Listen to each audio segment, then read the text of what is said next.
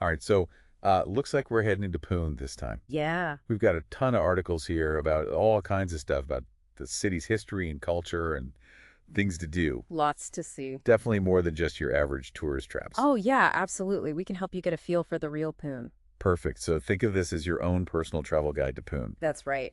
But first, one thing I noticed is that these articles keep mentioning this website, FlightNHotels.com. Oh, yeah. What is that all about? It seems like that's kind of the place to go for booking everything all in one place. Flights, hotels. They even have a taxi booking service. Oh, wow. You can compare prices, find the best deals, and it might be a really good resource as you're planning your trip, especially if you're trying to do things on a budget. Taxi booking service. That's really convenient. Yeah. Okay, well, let's dive into Pune itself then. Okay. I'm already picturing like colorful streets and markets and delicious food. Yeah. What's the overall vibe? You're not too far off. Pune is known as the cultural hub of Maharashtra. And there's a reason for that. It's got this Yeah. amazing mix of history, modern life, and a really unique energy. The articles also mention some beautiful mountains and forts just outside the city. Right. So I'm already sensing an adventure brewing. Definitely. But let's start with some historical must-sees within the city. Yep. One is the Aga Khan Palace. Oh, yeah, that one really stood out to me too. Yeah. It was built in 1892, so it's a beautiful palace. It is. But it's so much more than just a pretty building. Right. It played a very important role in India's fight for independence.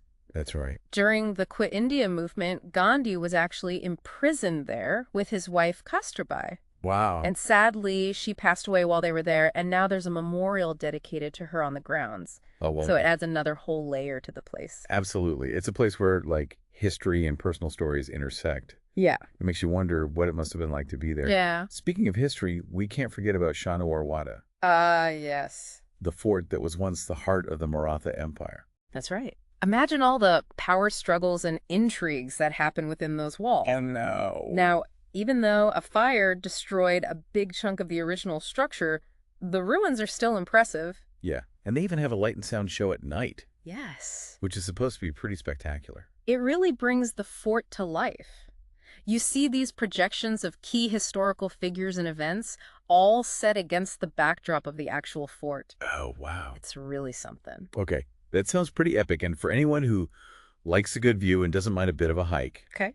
there's Sinhagad Fort. Yes, this one's a climb, but it is so worth it. It's perched high on a hilltop, offering these panoramic views of the entire Sahyadri mountain range. Wow.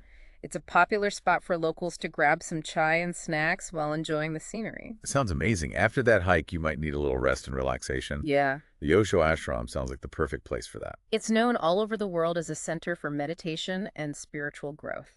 They offer a variety of different programs focused on Osho's teachings, which blend Eastern mysticism with Western psychology. Okay. And it's not just for serious spiritual seekers, though.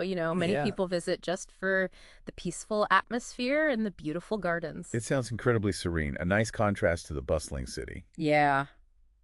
Now, the Raja Dinkar Kelkar Museum. Yes. This one seems like a treasure trove for anyone interested in Indian art and history. It's really amazing. The museum houses over 20,000 exhibits, Wow. collected by one man, Dr. Dinkar Kelkar himself, Wow. who was a scholar, everything from ancient sculptures to musical instruments to everyday objects from all over India. So it's a real testament to one man's passion and dedication. It is. And then tucked away right in the heart of the city is the Pataleshwar Cave Temple. Yes. And I love that it's so accessible. You know, it's not miles outside of the way or anything. It's incredible, this temple. It was carved directly out of solid rock back in the 8th century. Wow. It's dedicated to Lord Shiva, and it's a fantastic example of rock-cut architecture, Okay. which was prevalent in this region during the Rashtrakuta dynasty.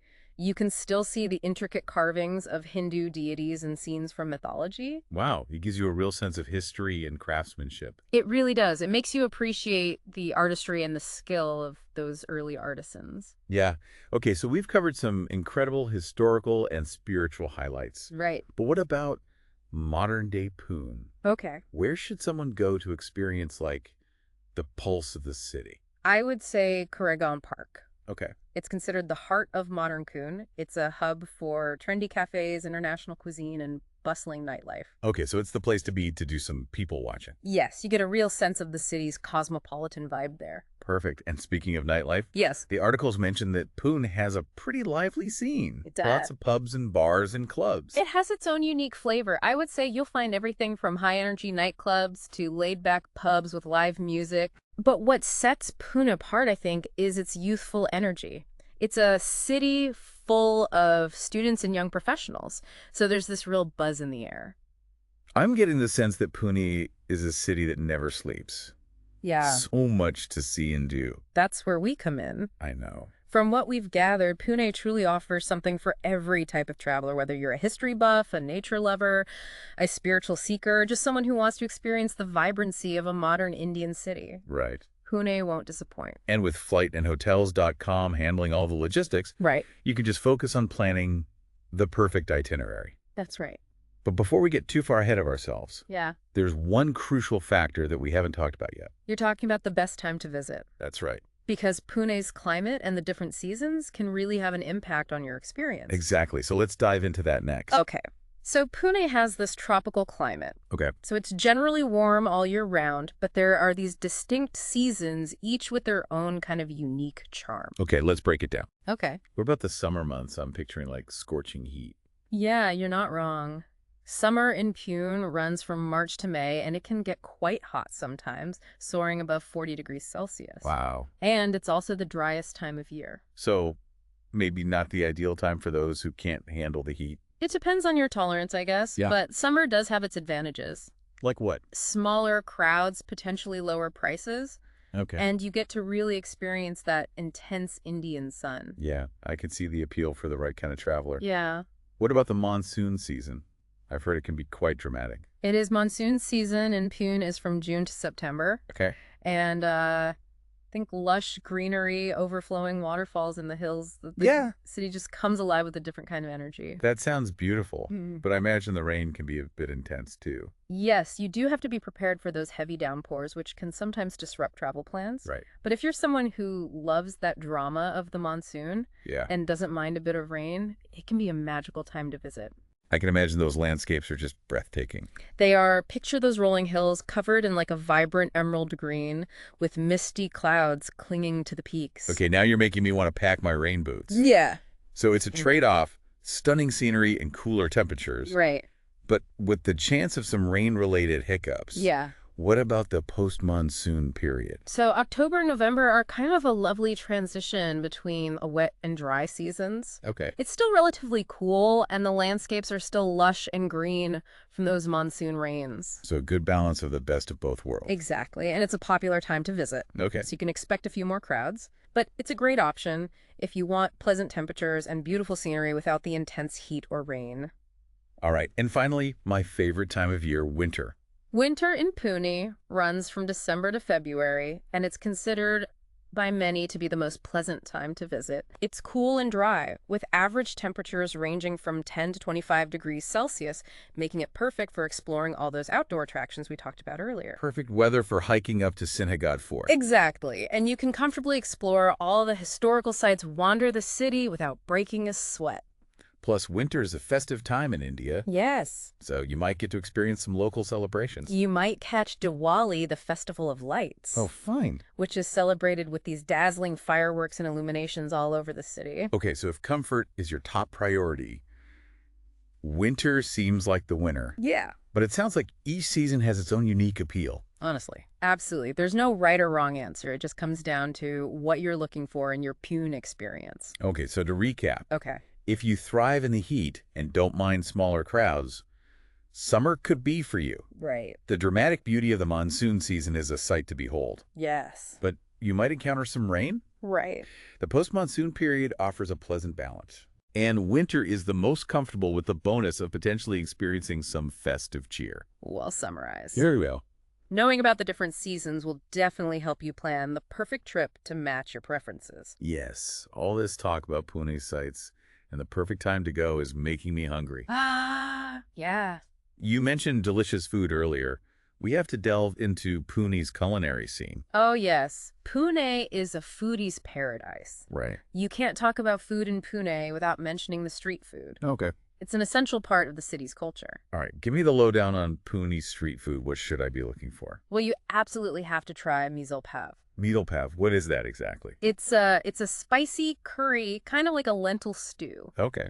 but it's made with sprouted lentils and topped with this crunchy mix called farsan, along with onions and tomatoes. Okay. And it's served with pav, which is this soft bread roll. It's a Pune specialty. Measle pav, got it. That's going straight to the top of my list. What else? For a quick bite, you can't go wrong with vada pav. It's a classic, basically a deep-fried potato patty in a bun served with chutney. Okay. Think of it as the Indian version of a burger, but with a lot more flavor. Vada pav. Yeah, Yeah, I've definitely heard of that one. It seems like a staple street food all over India. it is. Anything sweet to finish off the street food tour? If you have a sweet tooth, you have to try strawberry. Okay. It's this creamy milkshake made with fresh strawberries, milk, and ice cream. Mm. Perfect for cooling down on a hot day. Sounds delicious. All let's talk about food is making my mouth water. Yeah. But let's move beyond the street food scene. Okay.